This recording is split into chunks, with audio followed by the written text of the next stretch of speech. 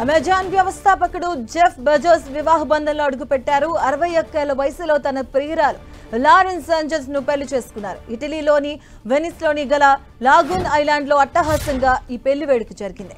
ఇక Jeff Bezos తో పెళ్లి ఫోటోను లారెన్ సాంచెజ్ తన ఇన్స్టాగ్రామ్ ఖాతాలో పంచుకున్నారు. అంతేకాకుండా వివాహం తర్వాత ఈ ఇన్స్టాగ్రామ్ పేజీ తన పేరును లారెన్ సాంచెజ్ బెజోస్ గా మార్చుకున్న ఆమె గతంలో తాను చేసిన పోస్టులన్నింటినీ డిలీట్ చేశారు. కేవలం పెళ్లి వేడుకకు సంబంధించిన 2 పోస్టులను షేర్ చేశారు. ఈ వివాహ వేడుకకు పలువురు ప్రముఖులు హాజరై కొత్త జంటలకు శుభాకాంక్షలు తెలిపారు. అమెరికా అధ్యక్షుడు డొనాల్డ్ ట్రంప్ కుమార్తె ఇవాంకా, ఆమె భర్త జారెడ్, అలాగే ప్రముఖ journalist Oprah Winfrey, Kim Kardashian, Khloe Kardashian, Jordan రాణి తదితరులు ఈ వేడుకకు హాజరైనట్లుగా తెలుస్తోంది.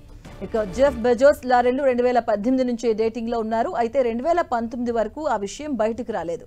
అదే ఏడాది బెజోస్ తన భార్య మెకంజీ స్కాట్ తో ఉన్న 25 ఏళ్ల బంధానికి స్వస్తి పలుకుతూ విడాకులు తీసుకున్నారు. 2023లో బెజోస్ లారెన్ నిశ్చితార్థం చేసుకున్నట్లుగా వార్తలు వచ్చాయి. ఈ సందర్భంగా $2.5 మిలియన్ విలువైన వజ్రాల ఉంగరాన్ని అమెజాన్ అధిపతి ఆమెకు ఇచ్చినట్లుగా వార్తలు కూడా వైరల్ అయ్యాయి.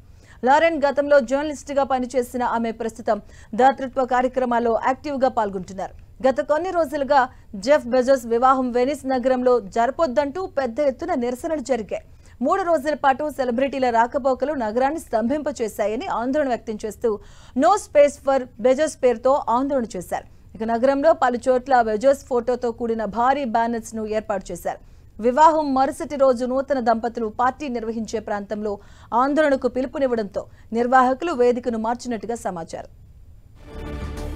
మరోవైపు వెనిస్ మేయర్ మాత్రం ఈ సెలబ్రిటీ వెడ్డింగ్ కు మద్దతు పలికారు. స్థానికంగా ఎంతో వ్యాపారం జరుగుతుందని, ఆతిథ్యం, రవాణా రంగాలకు ఎంతో ప్రయోజనం చేకూరుతుందన్నారు. వేడుకకు సరఫరా చేసే వస్తువుల్లో 80% స్థానిక విక్రేతల నుంచే తీసుకోనున్నట్లుగా నిర్వాహకులు ప్రకటించారు.